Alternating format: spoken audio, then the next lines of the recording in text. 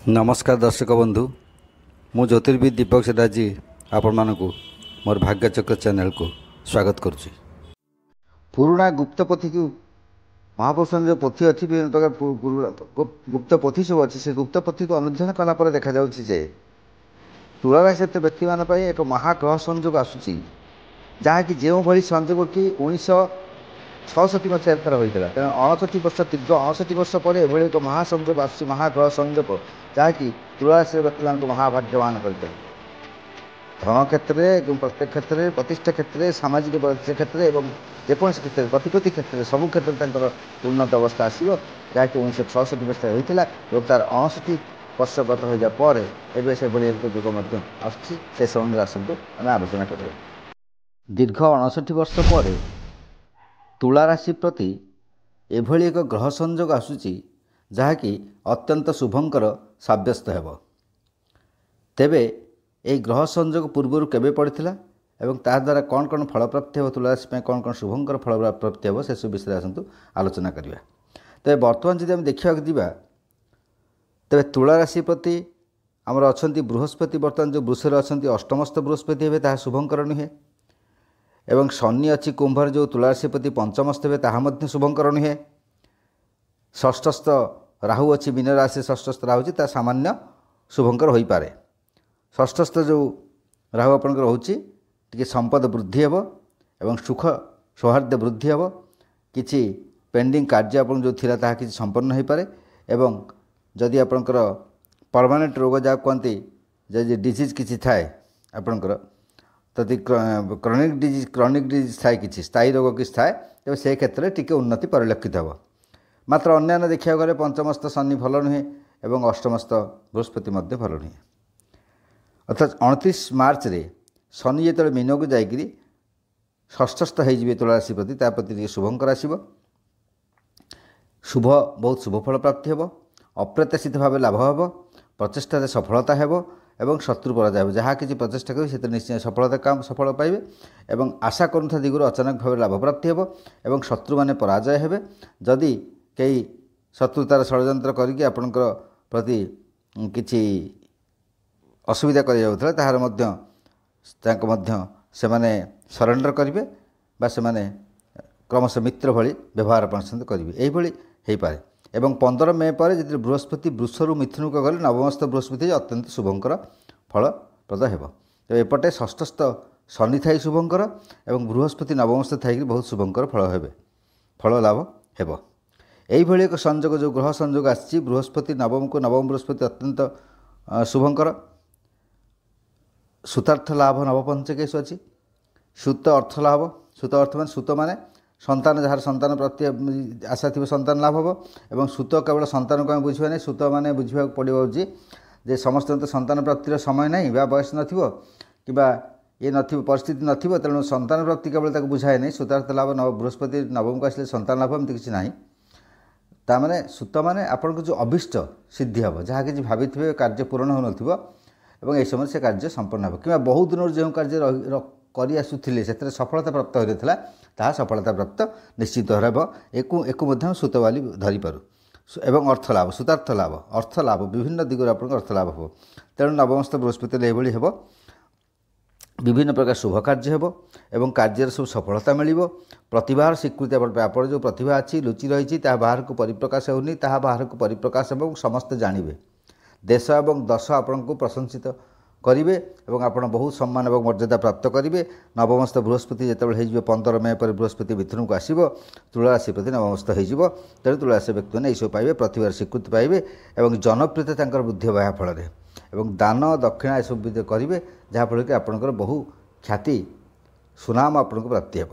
यह सब गला साधारण फल तब यही जो जोगाजोग संजोग रोचे यही संजोग आसाला 1966 मसीहार एप्रिल 9 तारिख में यह संगठित होता है। या भितर आउ सेमती संजोग है ना तेज ताकू देखा तेरे 69 वर्ष 1 मास प्राय गत हो जाऊँगी 15 मे को 15 मे देख 69 वर्ष 1 मास 6 दिन गत है एभली एक जोग आसी संजोग जहाँकि 1966 मसीहार एप्रिल 9 तारिख संगठित होता है।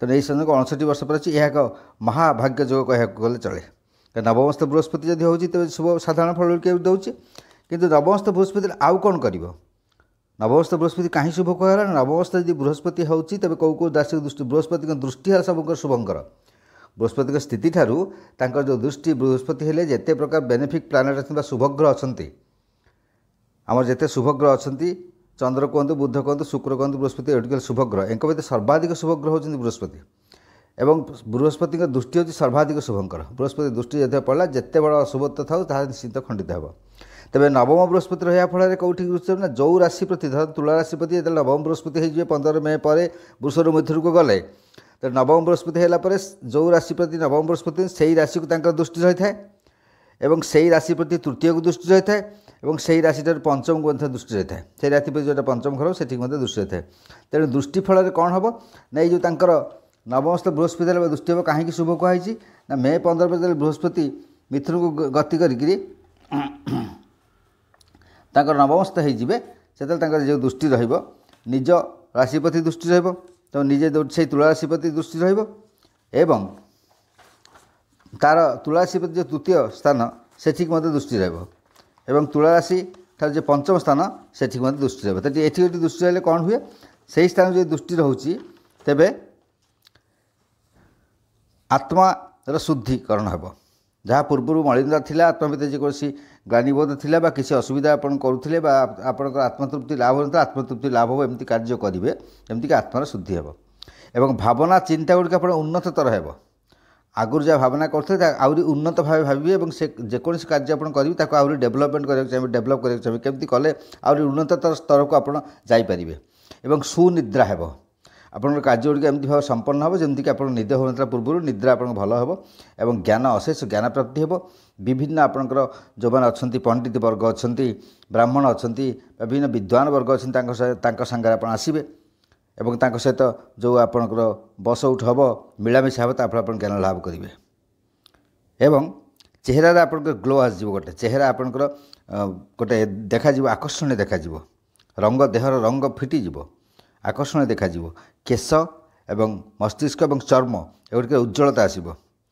पाकस्थली जब कौन रोग थाए से रोग ठीक हो पाकस्थली समस्या सब दूर हो मस्तिष्क पूरा सार्प हो ब्रेन पूरा सार्प हो और तीक्ष्ण चिंताधारा आप करेंगे और चतुरता आप वृद्धि पाइब बहुत खुशी हे विभिन्न आड़ खुशी हे ख्याति गौरव सम्मान सब प्राप्ति हो एवं स्वप्न आपणकर साकार हो सब भल भल स्वप्न आप देखिए जो मैंने वृद्ध अवस्था अच्छे आहरी उन्नति शारीरिक उन्नति देखादेव और स्वाभिमान आपंकर देखादेव आप निजे कौन कौन कर कौन कर उचित ये स्वाभिमान आप जागृत हो सम्मान प्राप्ति हो राजनीति क्षेत्र में आप स्वीकृति प्राप्ति हो राजनीति क्षेत्र में प्रतिष्ठा प्राप्ति हो राजनीति क्षेत्र में पदपदवी प्राप्ति हो प्रकृति चरित्र में बहुत परिवर्तन आसब चरित्र को आप शोधन करेंगे स्वाध्याय करेंगे निजक अध्ययन करेंगे निजे कौन कौन कर उचित परर दोष दुर्गुण न देखी आपण पर अन्य भितर तार भल गुणटा सब परखिए और से अनुसार आप कार्यकारी करेंगे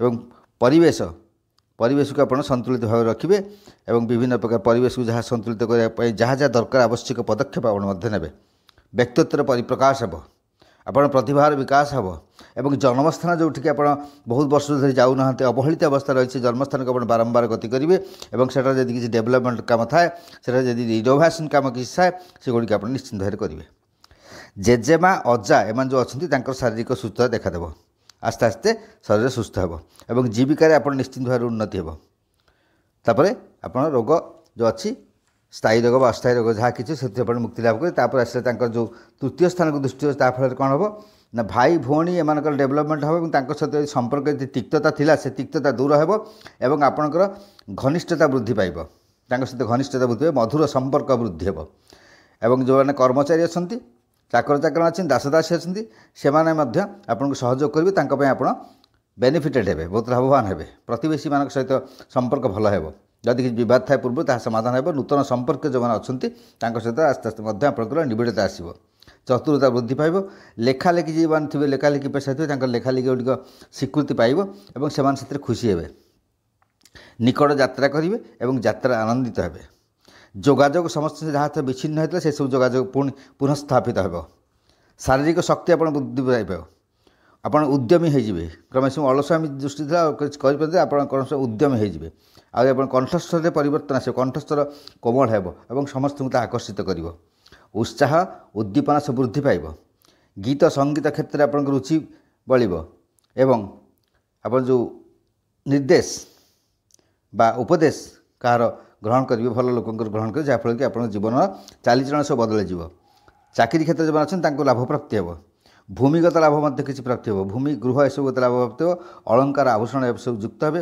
ଯାନବାହନ ଯୁକ୍ତ ହୋଇ ଆପଣଙ୍କର ମାନସିକ ଉତ୍ଫୁଲ୍ଲତା ବୃଦ୍ଧି ପାଇବ, ମାନସିକ ଉତ୍ସାହ ବୃଦ୍ଧି ପାଇବ। ଏବଂ ଯେଉଁ ପଞ୍ଚମକୁ ଦୃଷ୍ଟି ରହୁଛୁ, ଆଉ ଗୋଟେ ଦେଖିବା ପଞ୍ଚମକୁ ଦୃଷ୍ଟି ରହିବ, ତେଣୁ ସନ୍ତାନମାନଙ୍କର ଉନ୍ନତି ହେବ। ଆପଣମାନେ ଯେଉଁ ଭଳିଆ ପରିଶ୍ରମ କରିଛନ୍ତି ସନ୍ତାନମାନଙ୍କ ପଛରେ, ସନ୍ତାନମାନଙ୍କ ଉନ୍ନତି ହେଉ କ'ଣ କରୁ, ଯାହା ଚାହୁଁଛନ୍ତି ଆଶାନୁରୂପକ ଫଳ ସେମାନେ ପରୀକ୍ଷାରେ ପ୍ରାପ୍ତ କରିବେ। ବା ଯଦି ସର୍ଭିସ୍ ପାଇଁ ଯେଉଁମାନେ ଚାହୁଁଥିଲେ, ତାଙ୍କର ଚେଷ୍ଟା କରୁଥିଲେ ବହୁତ ଦିନରୁ ହେଉନଥିଲା, ବିଭିନ୍ନ ସ୍ଥାନରେ ଇଣ୍ଟରଭ୍ୟୁ ଦେଉଥିଲେ ଏବଂ ନୈରାଶ୍ୟଜନକ ଫଳ ଲାଭ ହେଉଥିଲା, ତାହା ସବୁ ସମ୍ପୂର୍ଣ୍ଣ ହୋଇଯିବ ଏବଂ ସେମାନେ ଭଲ ଜାଗାରେ ପୋଷ୍ଟିଂ ହୋଇଯିବେ। ତେଣୁ ସେହି ବାବଦରେ ଆପଣଙ୍କ ଦେଇଦେବ। ଚିନ୍ତା ଶକ୍ତି ଆପଣଙ୍କର ସାର୍ପ ହେବ ଏବଂ ଭଲ ପାଇବା ବୃଦ୍ଧି ହେବ ସମସ୍ତଙ୍କ ପ୍ରତି କ୍ରମେ କ୍ରମେ। ଆପଣଙ୍କ ଭିତରେ ତିକ୍ତତା ଦୂରେଇଯିବ ଏବଂ ସମସ୍ତଙ୍କୁ ଆପଣ ଭଲ ପାଇବାକୁ ଶିଖିବେ। ଚତୁରତା ବୃଦ୍ଧି ହେବ। ପୂର୍ବ ପୁଣ୍ୟ ଯଦି କିଛି କରିଥିବେ, ସେ ପୂର୍ବ ପୁଣ୍ୟର ଫଳ ଏବେ ପ୍ରାପ୍ତି ହେବ। ତେଣୁ ଆପଣ ଭଲ ଭଲ ଫଳ ଦେଖିବେ, ଭଲ ଭଲ କାର୍ଯ୍ୟ ଆପଣ ପାଇବେ ଏବଂ ଭଲ ଭଲ ଫଳ ସବୁ କାର୍ଯ୍ୟରେ ଆପଣ ପାଇବେ। ଯେହେତୁ ଆପଣ ପୂର୍ବର ଯେଉଁ ପୁଣ୍ୟତା, ପୂର୍ବ ଜନ୍ମରେ ଯଦି କୌଣସି ପୁଣ୍ୟ କାମ କରୁଥିବେ, ତା'ର ଫଳ ଏହି ସମୟରେ ପ୍ରାପ୍ତ ହୁଏ, ଯେତେବେଳେ ବୃହସ୍ପତିଙ୍କ ଦୃଷ୍ଟି ଆପଣଙ୍କ ରାଶିରେ ପଞ୍ଚମକୁ ଥାଏ। ଦୂରଦୃଷ୍ଟି ସମ୍ପନ୍ନ ହେବେ। ଐଶ୍ୱରିକ ଶକ୍ତି ଆପଣଙ୍କ ବୃଦ୍ଧିପ୍ରାପ୍ତ ହେବ। ଦେବତା ବ୍ରାହ୍ମଣରେ ଭକ୍ତି ବୃଦ୍ଧିପ୍ରାପ୍ତ ହେବ, ଯାହାଫଳରେ ଆପଣ ଐଶ୍ୱରିକ ଶକ୍ତି ସମ୍ପନ୍ନ ହେବେ ଏବଂ ମନ ଆପଣଙ୍କ ରଚନାତ୍ମକ କାର୍ଯ୍ୟରେ ଲାଗିବ। ଧ୍ୱଂସାତ୍ମକ କାର୍ଯ୍ୟରୁ ନିବୃତ୍ତ ହୋଇ ଆପଣ ରଚନାତ୍ମକ କାର୍ଯ୍ୟ କରିବେ, ବା ଯେଉଁଟାକି ସୃଷ୍ଟିରେ ଆପଣଙ୍କର ପାଇଁ ଭଲ ହେବ, ସମସ୍ତ ପ୍ରଶଂସା କରିବେ, ସେଇଭଳି ଆପଣ କାର୍ଯ୍ୟ କରିବେ। ସୁନାମ ଅର୍ଜନ କରିବେ। ମହାନତା ଆପଣଙ୍କର ବୃଦ୍ଧି ପାଇବ, ମହାନତା ପରିପ୍ରକାଶ ହେବ। ଶିକ୍ଷା କ୍ଷେତ୍ରରେ ଯେଉଁମାନେ ଅଛନ୍ତି, ଶିକ୍ଷା କ୍ଷେତ୍ରରେ ବହୁ ଉନ୍ନତି ସେମାନେ କରିବେ। ଉଚ୍ଚଶିକ୍ଷା ଯେଉଁମାନେ କରୁଛନ୍ତି, ଗବେଷଣା କରୁଛନ୍ତି, ବିଭିନ୍ନ ପ୍ରକାର PhD ପାଇଁ ପ୍ରସ୍ତୁତ ହେଉଛନ୍ତି, ତାଙ୍କର ନିଶ୍ଚିତ ଭାବରେ ସେମାନେ ସଫଳ କାମ ହେବେ। ଏବଂ ଯେତେଗୁଡ଼ିକ ଯୋଜନା ଆପଣ ପୂର୍ବରୁ କରୁଥିଲେ ହୋଇପାରନ୍ତା, ସବୁ ଯୋଜନା ଗୁଡ଼ିକ କାର୍ଯ୍ୟକାରୀ ହେବ।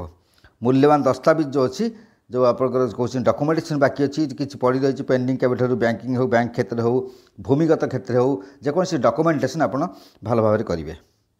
ତନ୍ତ୍ର ମନ୍ତ୍ର ପୂଜା ପ୍ରତିକାର ଏସବୁ ପ୍ରତି ଆଗ୍ରହ ବଢ଼ିବ ଏବଂ ଆଧ୍ୟାତ୍ମିକ ଶକ୍ତି ଆପଣଙ୍କ ବୃଦ୍ଧି ପାଇବ। ଚେହେରାରେ ଔଜ୍ୱଲ୍ୟ ଆସିବ।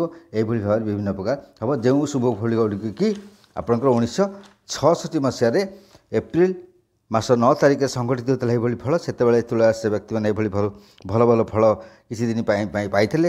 ଯେପର୍ଯ୍ୟନ୍ତ ବୃହସ୍ପତି ଆପଣଙ୍କୁ ରହିବ, ବୃହସ୍ପତି ପ୍ରାୟ 13 ମାସ ପର୍ଯ୍ୟନ୍ତ ରହିବେ, କିନ୍ତୁ ଶନି ସେଟା ଷଷ୍ଠସ୍ଥ ହୋଇ ଆପଣଙ୍କର 2.5 ବର୍ଷ ପର୍ଯ୍ୟନ୍ତ ରହିବେ। ତେଣୁ କମ୍ ସେ କମ୍ 13 ମାସ ପର୍ଯ୍ୟନ୍ତ ହେଉ ଆପଣଙ୍କ ଦୁଇଟି ଯାକ ଗ୍ରହ ସଂଯୋଗ ଭଲ ରହିବ। ମେ 15 ଠାରୁ କମ୍ ସେ କମ୍ 13 ମାସ, ବର୍ଷେ 1 ମାସ ପର୍ଯ୍ୟନ୍ତ ଆପଣ ପାଇବେ ଭଲ ଫଳ। କାହିଁକିନା ସେତେବେଳେ ପର୍ଯ୍ୟନ୍ତ ବୃହସ୍ପତି ଆପଣଙ୍କ ନବମରେ ରହିଯିବ ଏବଂ ଶନି ତ 2.5 ବର୍ଷ ରହିବା କଥା, ତେଣୁ ଶନି ଷଷ୍ଠରେ ଥିବେ। ତେଣୁ ଦୁଇଟା ଗ୍ରହ ସଂଯୋଗର ଫଳ, ଯାହାକି 1966 ମସିହା ଏପ୍ରିଲ ମାସ 9 ତାରିଖଠୁ ଆରମ୍ଭ ହୋଇଥିଲା। ଏବେ ସେହି ଜିନିଷ ପୁଣି ଆରମ୍ଭ ହୋଇଛି। ତେଣୁ 59 ବର୍ଷ 1 ମାସ 6 ଦିନ ପରେ ଏଭଳି ଏକ ସଂଯୋଗ ଆପଣଙ୍କ ଜୀବନକୁ ଆସୁଛି। ଏହା ମହାଭାଗ୍ୟ ଯୋଗ କହିଲେ ଅତ୍ୟୁକ୍ତି ହେବ ନାହିଁ। ନମସ୍କାର।